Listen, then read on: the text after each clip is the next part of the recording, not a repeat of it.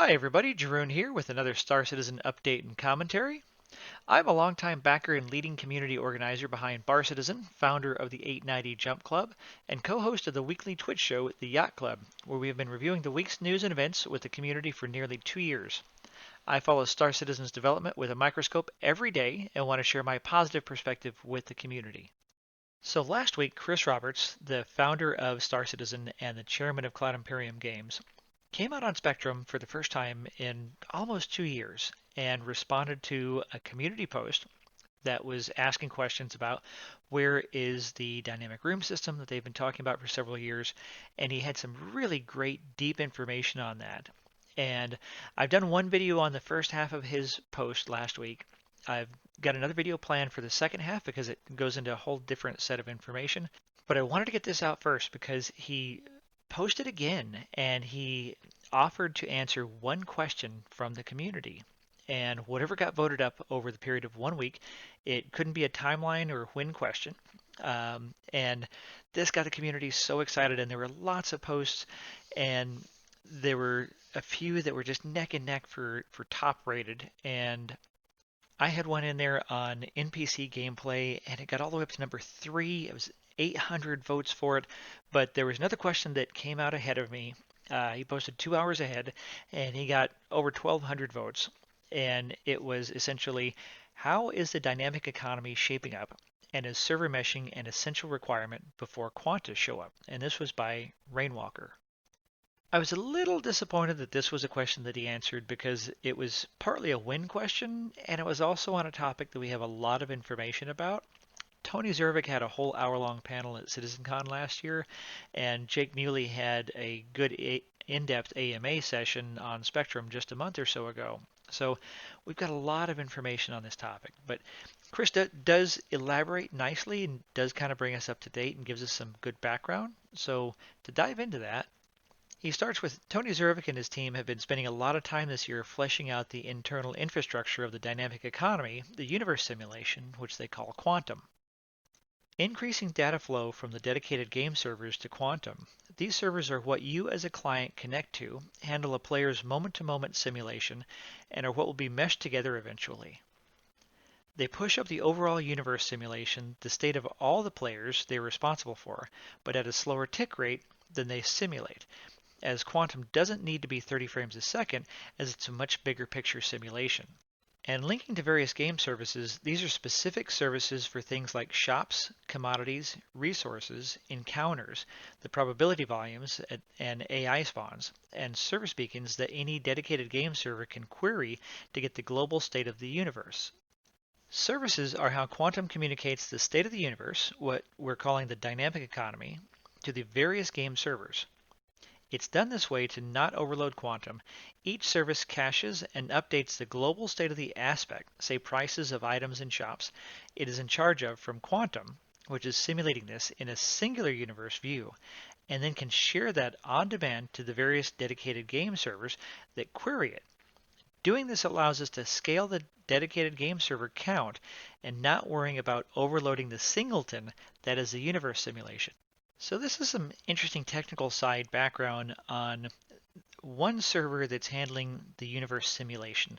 It's essentially running the calculations for millions of simulated NPCs, which we saw at CitizenCon in Tony Zervik's panel.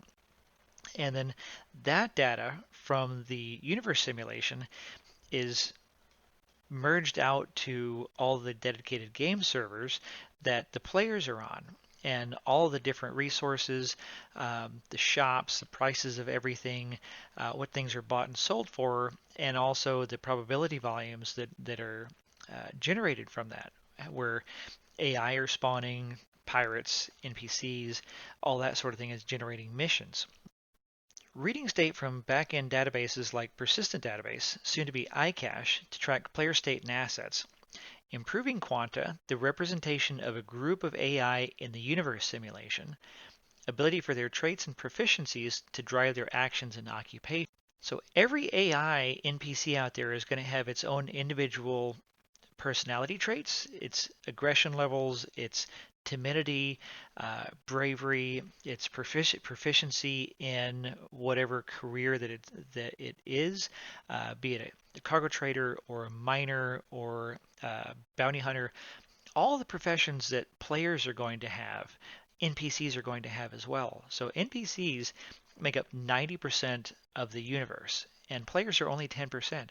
So the simulated universe is incorporating all of the economic activity, all of the combat activity, everything that happens is all calculated and incorporated into the universe simulation of the quantum. I do like how he reiterates that the traits and proficiencies of the AI are going to drive their actions and their occupational choices. So an AI going out there, he's going to choose what he wants to do based on what the economy's doing, but also what he's good at. So if there's a lot of money in cargo trading, but he's really a much better miner, he may choose to do mining and be good at it, or he might choose to do cargo trading and not be very good at it. Same kinds of economic decisions that players are going to make. And then he also says improving the star map and player analytics so you can have a full view of the player's activities, travel, combat, purchases, etc. And that was another thing that we did see in Tony Zervik's panel toward the end, where it was showing every single player across every single server everywhere in the Stanton system and what they were all doing, which was just absolutely fascinating to see that level of monitoring and detail and calculation. And then he goes on to say that last year's demo at CitizenCon, and he links it, demonstrated the high-level simulation approach we're planning to take, but a lot of the plumbing necessary for a player to feel the effect of a dynamic universe shared by all the players, not just solitary 50-player instances, wasn't in.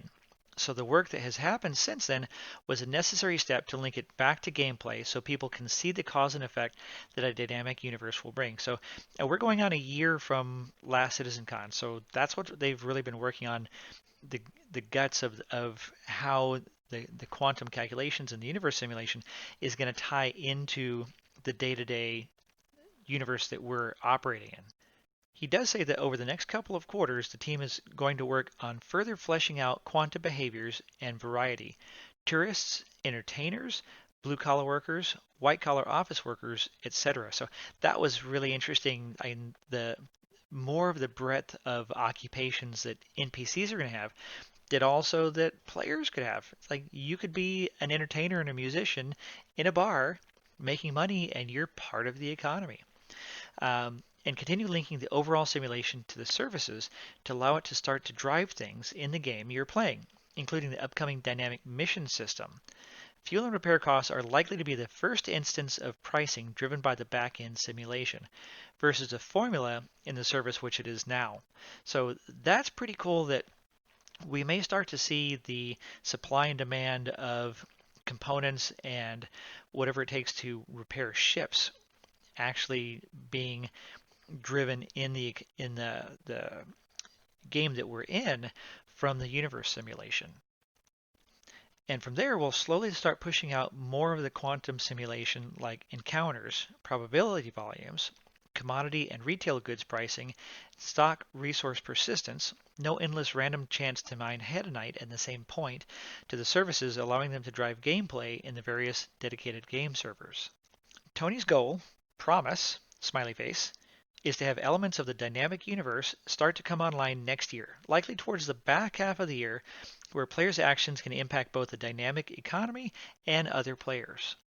So he's being pretty clear right here that we've got another year before we really start seeing more of that impact us in the universe. So, and it's an incredibly mind-bogglingly complex system that they've been working on, and it was really just incredible revelation to see the tool at CitizenCon last year and how complex it is, but they still have a lot to actually populate that and integrate that with the actual universe that we're actually playing in. So then he goes on to talk about server meshing is not a prerequisite for quantum. The server mesh is the optimization that will allow the universe to be dynamically broken up into individual islands, each of which is controlled by a dedicated game server, allowing us to scale the concurrent player count inside a single unified reality beyond what an individual server could handle. I like how he refers to the universe as a single unified reality, which is, we all call it a single shard, is the dream of everyone being on a single server, but it's going to be these meshed servers. But a unified reality is kind of a cool way to put it. And he explains that quantum is responsible for the big picture of the universe. It's not dependent on the server mesh, as it's a level above the server mesh. But quantum is what allows the server mesh to reflect the dynamic state of the universe. How likely you are to run into pirates at a given location, what missions are being offered, where and for how much, distribution and quantity of valuable ores, and which shops are short on what goods and what they're willing to pay to procure more is what quantum, not the dedicated game servers, simulates. So probability volumes are what's going to make the universe really interesting, in that wherever you are, there'll be a certain probability of something happening, of you running across a high value uh, ore, mineral deposits, or a pirate encounter, or a trading ship, or somebody with information to buy. All these different random encounters that are going to happen anywhere in space or on planets or in cities are described as probability volumes, which it's one of the things that really excites me about all this. And that's really all he said about the dynamic economy and the server meshing, which there's some good stuff in there, but not a ton of new information. Just kind of an update on here we are. Here's the look forward. We've got the year ahead before this really starts coming into the universe. Like I said, it was kind of more of a when question, and a lot of this we already have information on. So I was a little disappointed that this was a question that was chosen, but I'm super happy that he did take the time to answer questions and participate more. And then he refers to the AMA that Jake Muley did back was actually in April on Quantum, and says it's worth checking out. He links it there, and he also says props to Mollybot for organizing AMAs for the community. It's something we're trying to do more of to make developer community interaction more focused, which I have loved that this year. The developers are in Spectrum almost every day. I mean, there's posts by different developers in different teams, from sound to the network programming and server meshing and animations. All these different devs are very active on Spectrum answering questions. And that's part of what I'm going to be covering on my videos in the future are the weekly updates on all this information, because I spent a lot of time studying it and discussing it with my friends, but I want to put it out there for the broader community because it's important for people to be able to intake all this information.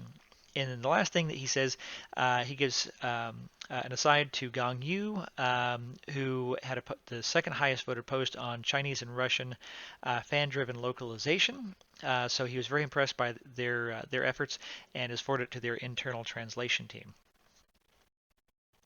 So thanks for watching. If you like this content, please click the like and subscribe buttons below. You can also catch me live on Twitch at twitch.tv/JoranSC on Monday, Thursday, and Saturday nights at 8:30 p.m. Eastern U.S. time, when we have group shenanigans with our Yacht Club community, which anyone is welcome to join in the Discord link below.